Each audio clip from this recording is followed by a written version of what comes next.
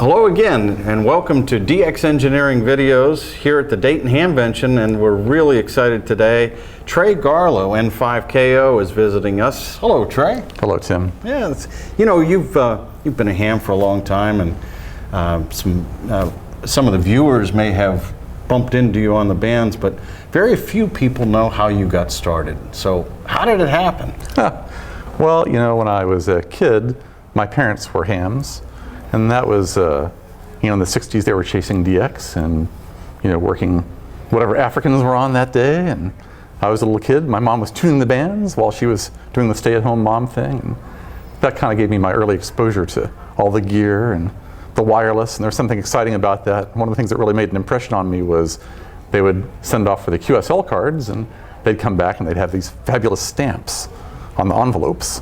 And so my folks got me a little stamp, one of those stamp books where you could, you know, cut the stamps off and stick them in the book. And of course that got me thinking about where is this country and where is it on the globe and all that. So that stuff was all super interesting and exciting to me. It's like not only did you get to make a contact on the radio, but you get something in the mail from some exotic spot. So that, I think, made an impression on me at a young age. And it didn't lead me straight into ham radio, but that little ember was burning there when I kind of came back around. And so how old were you when you got your first license? 10. 10.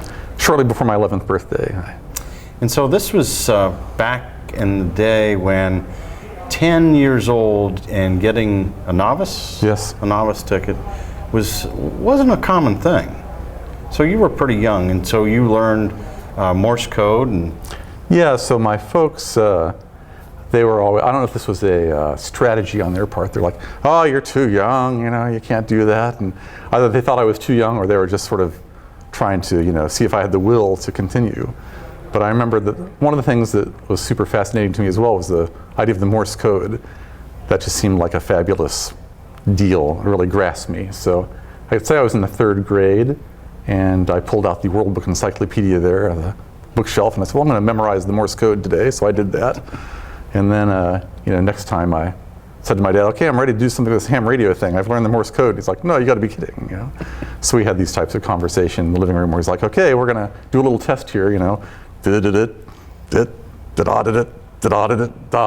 one letter at a time. It would take me, you know, 30 seconds to remember what it was. I go, H, you know, E, oh, I got it, hello. You know, so at that point I kind of demonstrated that I had some interest, and at that point a little bit more support was given, you know, from my folks.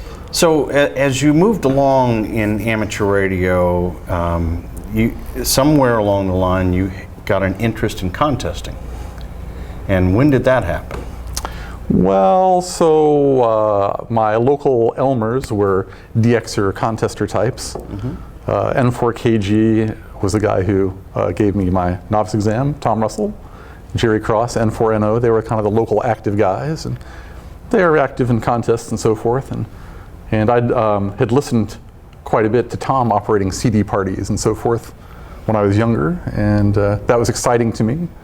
And so when I got my novice tickets, like, well, there was a novice roundup coming up, and there's a sweepstakes coming up, and so forth. And so, you know, first sweepstakes after I had my license, that was maybe 4 or 5 months after I was licensed. I got on, operated for, you know, 23 hours and made 130 contacts or something, you know. I'm contesting now, you know. It was exciting. So if you fast forward a little bit, you've you know, taken your amateur radio life into various directions, but you've done some operating from some pretty interesting places that probably had pretty good stamps back in the day.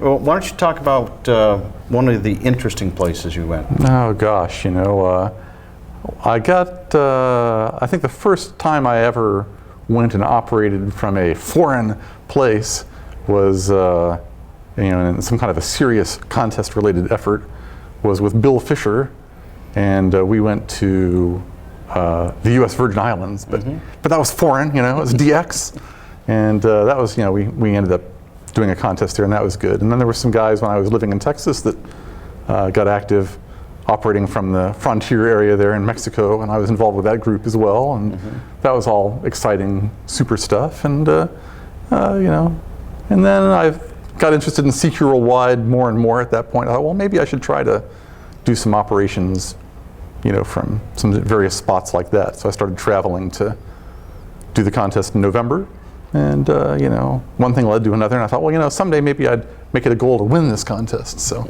that led to some other projects, but you get inspiration from all those guys like Dick Norton, N6AA, and those other guys that were the high achieving single ops, of the day. So you have a knack for being good with computers, and you were the guy that created the Cabrillo specification for contest logs. How did that come about? Well, Bill Kennemer, K5FUV, was at the league at that time, and that was right when people were starting to use these programs like CT and so forth, and people started sending these printouts of their logs that were made on computers as opposed to handwritten logs as they had in the past.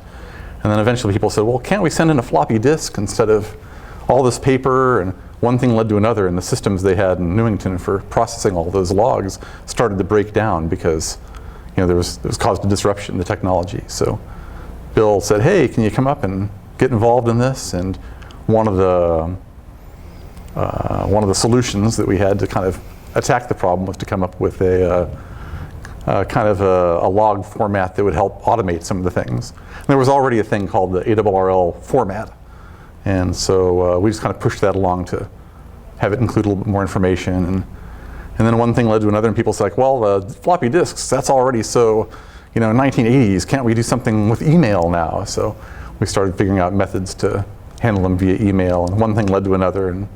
And I guess nowadays people are submitting their logs via web pages and so forth. And I haven't necessarily been super involved with that, but things change, disruptions take place, you adapt and move on.